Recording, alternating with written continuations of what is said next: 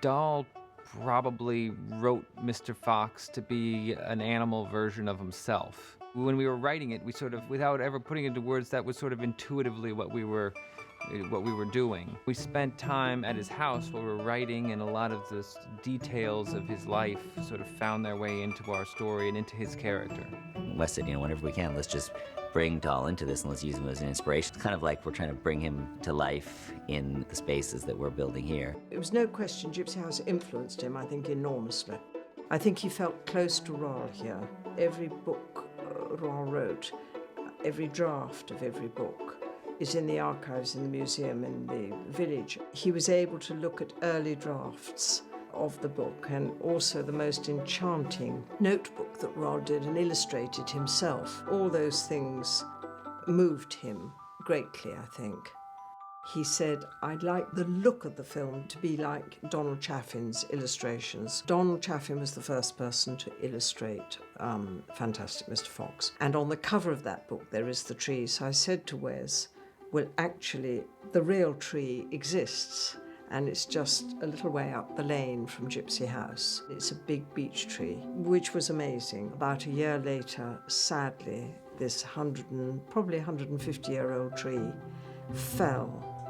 It just collapsed into the field and is now horizontal rather than vertical and covered in brambles. But, trees have lives. Some of those images literally resonated in Wes's mind since he had this book as a child and have kind of come back to life. And in fact, we even contacted the illustrator. He came over and visited us, and he things for us on the film because we were like, well, these images in some ways were an inspiration. He wrote in a small hut in the orchard, some quiet, sacred place. It's very cozy and it's very basic. And that's what he loved. Typical Wes.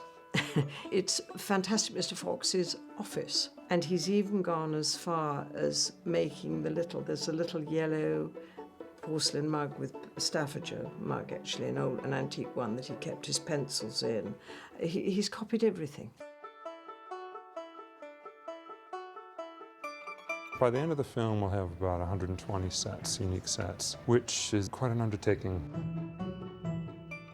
If you're working on a live-action film, you find environments that you liked, and then you might build sets for interiors and such, but we have to come up with everything from scratch. That in itself is quite an undertaking.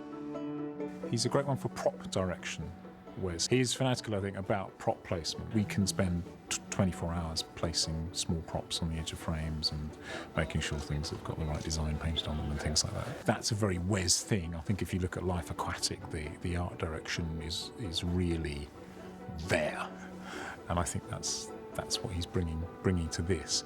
Wes didn't know how much work it was going to be when he started out, but he's embraced it because, he loves his work, and he loves, I think, the idea that he can really create every bit of the image that's on the screen. Someone who comes from a live-action background, you're used to a set dresser having a bunch of things sitting on a table, and you say, well, what could we put on this table? And they'll pull out, well, we've got this vase or this coffee cup.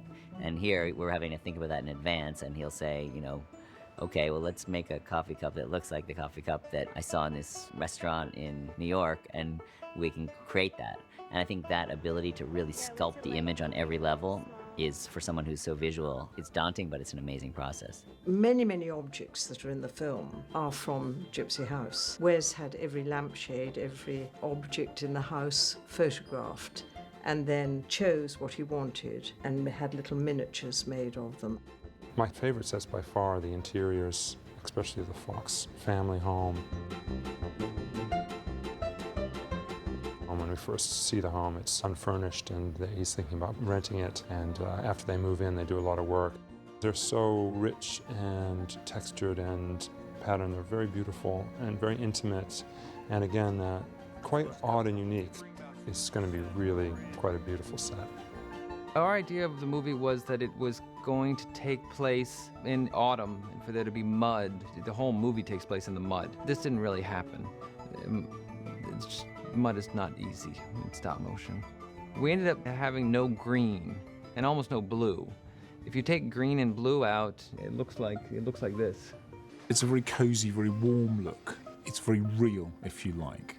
Puppets benefit a lot from modelling, from making them stand out from the background, because they're not human beings. Human beings have got highly reflective eyes, their skin takes light in a certain way, and you haven't got that with puppets. You have to make them stand out in a different way. So the way you light them is very specific to what they're made of, and these are made of fur, not clay, so I had to find a way to do that. This particular scene is very special in the film because it's set in a cider cellar, and the brief was that it should be self-illuminating. So all the light in the cellar comes through the bottles as if the bottles themselves are alight. If you move a bottle just half an inch, a couple of centimetres, it'll go dark because the light isn't refracting through it in the right way. So every single bottle you see on those shelves has been placed and moved so that the light comes through it in the right way. And every time we move the camera, we have to re-lens a number of those bottles so that there aren't dark patches behind. So it's quite fun in that way to make that sort of rather special environment work.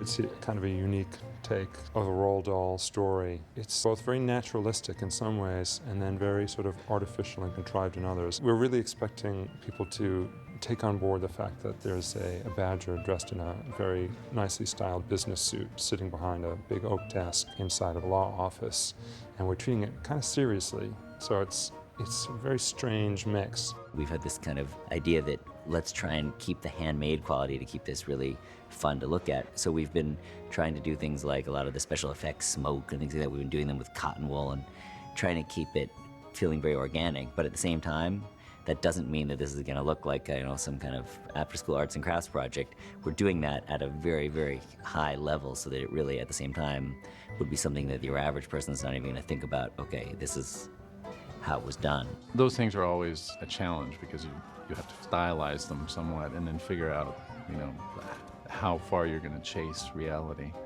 And they take time.